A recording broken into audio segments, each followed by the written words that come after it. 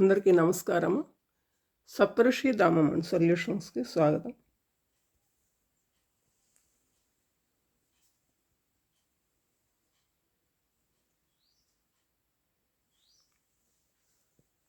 ప్రకృతి,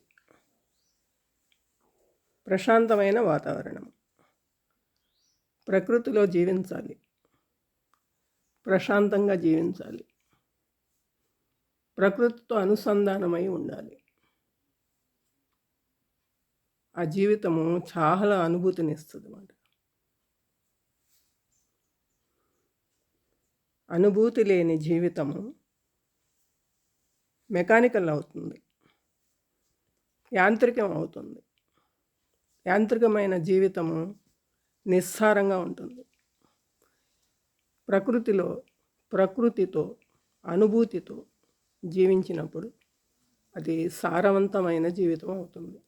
చూస్తున్నారు కదా, చూసారా? ఇది మన ఆశ్రమం యొక్క వాతావరణం అన్నమాట.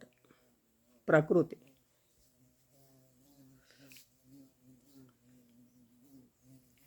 ప్రకృతితో కూడిన వాతావరణం.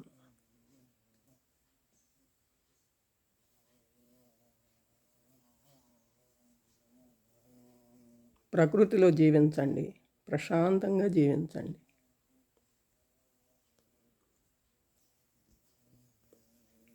పుట్టుక మరియు మరణం, జనన మరణాల మధ్య ఉన్నదే జీవితం. ఆ జీవితానికి అర్థము, పరమార్థము తెలుసుకొని జీవించినప్పుడు ఆ జీవితము ధన్యమవుతుంది.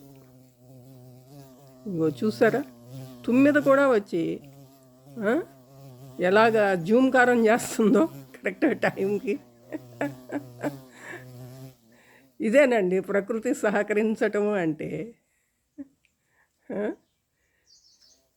ఈ ప్రకృతిలో తను కూడా ఒక గొప్ప ముఖ్యమైన భాగం కదా, అందుకని తన యొక్క ఉనికి మనకి తెలియజేస్తుంది అన్నమాట. జూమ్కారము చక్కటి సంగీతాన్ని అందిస్తూ